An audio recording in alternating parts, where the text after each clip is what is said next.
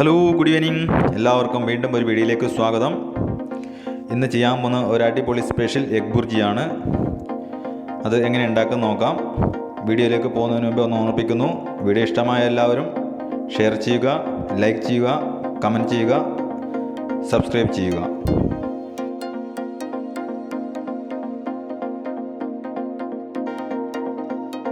അതെങ്ങനെയാണ് ഉണ്ടാക്കുന്നതെന്നും അതിനെന്തെല്ലാം സാധനങ്ങൾ ആവശ്യമുണ്ടെന്നും നമുക്ക് നോക്കാം.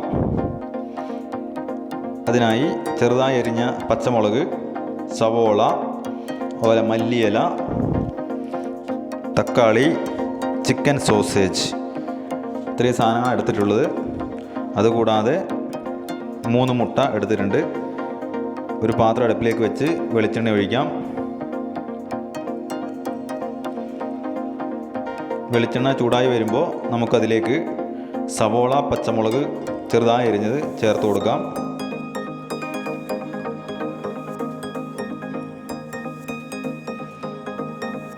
അതിന് നന്നായി ഒന്ന് വഴറ്റിയെടുക്കാം.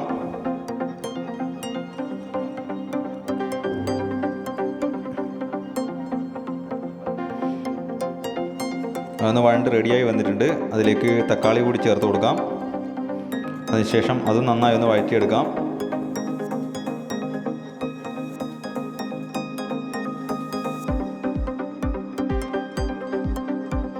തക്കാളി വഴണ്ട് റെഡിയായി വന്നിട്ടുണ്ട്. ചിക്കൻ സോസേജ് അതിലോട്ട് ചേർത്ത് കൊടുക്കാം. അതിനുശേഷം അതും ചെറു തീയിൽ ഒന്ന് വേവിച്ചെടുക്കാം. നമ്മൾ ചെറു തീയിലാണ് ചെയ്യുന്നത്. സോസേജൊക്കെ അപ്പോൾ കറക്റ്റായിട്ട് വെന്ത് കിട്ടും. നമ്മളിതിൽ വെള്ളമോ കാര്യങ്ങളൊന്നും ചേർക്കുന്നില്ല. അപ്പോൾ ചെറു തീയിൽ ഒന്ന് വഴറ്റിയെടുക്കാം. അതൊന്ന് വഴണ്ടി വരുന്ന സമയം കൊണ്ട് നമുക്ക് 3 മുട്ട ഒന്ന് പൊട്ടിച്ച് റെഡിയാക്കി വെക്കാം.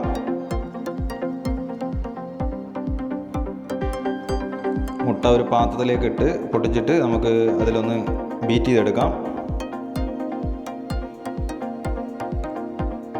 ഈ മുട്ട ബീറ്റ് ചെയ്ത് നമുക്ക് അതിലോട്ട് ചേർത്ത് കൊടുക്കുമ്പം ബീറ്റ് ചെയ്തെടുക്കുകയാണെങ്കിൽ എളുപ്പത്തിന് നമുക്ക് മിക്സ് ചെയ്യാൻ പറ്റും. അതുകൊണ്ടാണ് ഇങ്ങനെ ബീറ്റ് ചെയ്തെടുക്കുന്നത്. ഡയറക്റ്റ് വേണമെങ്കിൽ ഡയറക്റ്റ് നമുക്ക് ചേർത്ത് കൊടുക്കാം, പക്ഷേ നല്ലതായൊന്ന് മിക്സ് ചെയ്യേണ്ടി വരും. അങ്ങനെ മുട്ട ബീറ്റ് ചെയ്ത് റെഡി ആയിരിക്കുന്നുണ്ട്.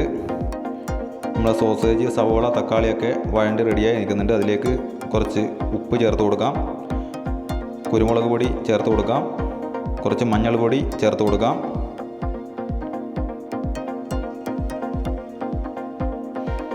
അതൊന്ന് വഴറ്റി എടുക്കാം.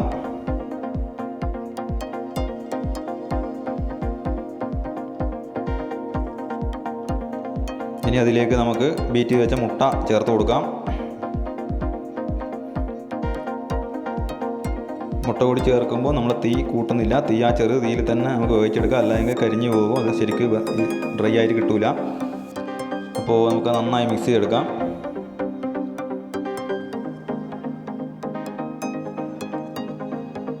മിക്സ് ചെയ്യുന്ന സമയത്ത് ഉപ്പ് ആവശ്യത്തിന് വേണമെന്നുണ്ടെങ്കിൽ ഇനി കുറച്ചുകൂടി ചേർത്ത് കൊടുക്കാം, ഉപ്പ് നോക്കിയിട്ട്.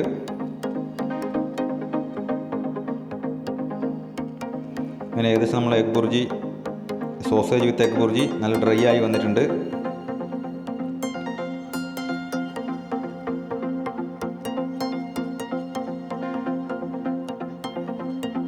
ഇതിലേക്ക് ഇനി നമ്മൾ ചേർത്ത് കൊടുക്കാനുള്ളത് മല്ലിയിലയാണ്. ഉപ്പ് നോക്കിയപ്പോൾ കുറച്ച് കുറവുണ്ട്, കുറച്ചുകൂടി ചേർത്ത് കൊടുത്തിട്ടുണ്ട്. അതുപോലെ കറിവേപ്പില വേണമെന്നുണ്ടെങ്കിൽ കറിവേപ്പിലയും കൂടി ഇതിൽ ചേർത്ത് കൊടുക്കാം. അപ്പോൾ വീഡിയോ ഇഷ്ടമായ എല്ലാവരും ലൈക്ക് ചെയ്യുക, ഷെയർ ചെയ്യുക, സബ്സ്ക്രൈബ് ചെയ്യുക. ആദ്യമായാണ് വീഡിയോ കാണുന്നതെങ്കിൽ സബ്സ്ക്രൈബ് ചെയ്തതിന് ശേഷം ആ ബെല്ലൈക്കൺ കൂടി ഒന്ന് അമർത്തുക. അങ്ങനെയാണെങ്കിൽ ഞാൻ ചെയ്യുന്ന എല്ലാ വീഡിയോകളും നിങ്ങൾക്ക് നോട്ടിഫിക്കേഷനായി എത്തുന്നതാണ്. ഈ വീഡിയോയെക്കുറിച്ചുള്ള നിങ്ങളുടെ അഭിപ്രായങ്ങൾ കമൻറ്റായി രേഖപ്പെടുത്തുക.